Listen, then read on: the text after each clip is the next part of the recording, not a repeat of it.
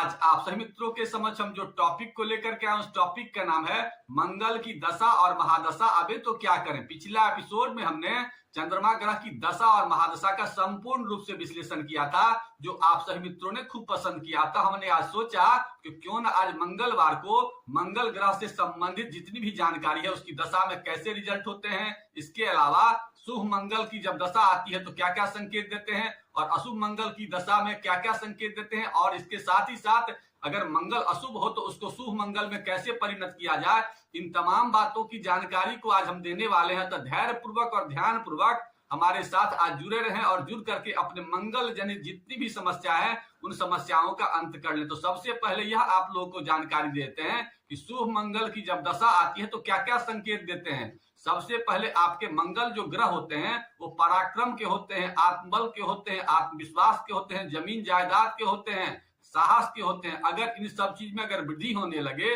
तो समझ जाए कि शुभ मंगल की दशा आने वाली है।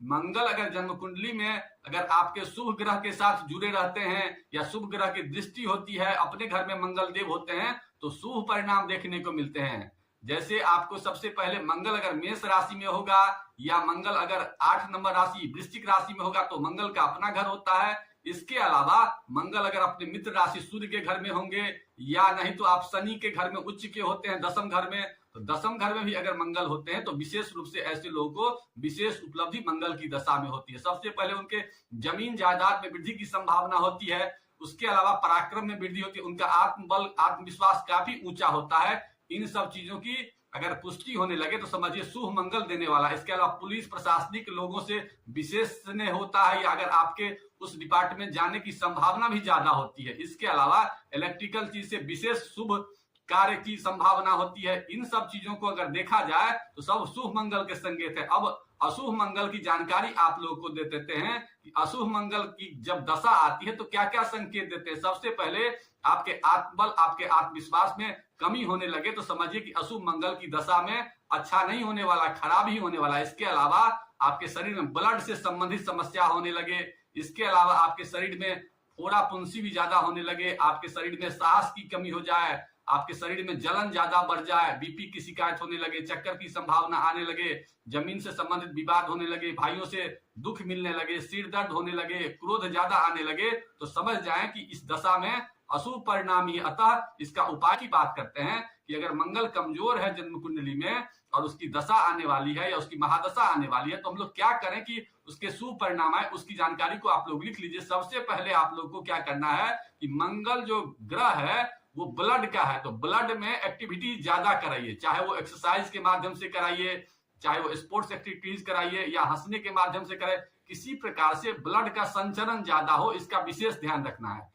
इसके अलावा मंगल मीठा चीज का वस्तु है, तो अगर मंगल खराब है तो मीठे वस्तुओं से परहेज करने का चीज सीख लीजिए। इसके अलावा उसमें अगर मीठा अगर खाने की ही इच्छा हो तो चीनी के सामानों को अवॉइड कीजिए, गुड़ के सामान का कभी कभी प्रयोग करेंगे तो उसका विशेष कोई बात नहीं है। इसके अलावा अगर बहुत ज्यादा गुस्सा आता हो तो ऐसे में अग्नि तत्व का जो संबंध होता है वो मंगल से होता है, तो अग्नि शरीर में बढ़ा हुआ है, तो ऐसे पोजीशन में आप मंगल के लिए विशेष रूप से ठंडे चीजों का प्रयोग ज्यादा करें, वैसा सामान जो जलीय होता है। मंगल अगर कमजोर है तो चंद्रमा उसको ठीक कर सकता है, तो चंद्रमा की अगर ताकत को बढ़ा लेंगे तो विशेष रूप से मंगल आपका मजबूत हो जाएगा, क्योंकि अग्नि अगर बहुत ज्यादा अगर शरीर का बढ़ा हुआ है तो उसको जल तत्व ही ठीक कर सकता है। इसलिए हमेशा ये प्रयास कीजिए कि मंगल आपका कमजोर है तो चंद्रमा को बढ़ाने का प्रयास कीजिए।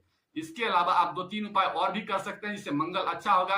मांसाहार का प्रयोग कम कीजिए, तामसिक सामानों का प्रयोग कम कीजिए। इसके अलावा हमेशा ये ध्यान रखिए कि पुलिस प्रशासनिक लोगों से विशेष स्नेह का काम लिया कीजिए। इसके अलावा कभी कभी मिट्टी के सामानों का दान कर दिया कीजिए, कभी कभी हनुमान जी का आराधना खूब बढ़िया से किया कीजिए, क्योंकि मंगल जो है ना हनुमान जी के विशेष प्रिय देवता हैं। इसके अलावा कभी कभी मंगलवार को जो आपके लेबर टाइप के व्यक्ति हैं उन्हें मीठा वस्तु का दान कर दिया कीजिए, इससे भी मंगल ग्रह अच्छे होते हैं। इसके अलावा मसूर दाल का भी दान मंगलवार को करने से विशेष फल की प्राप्ति होती है।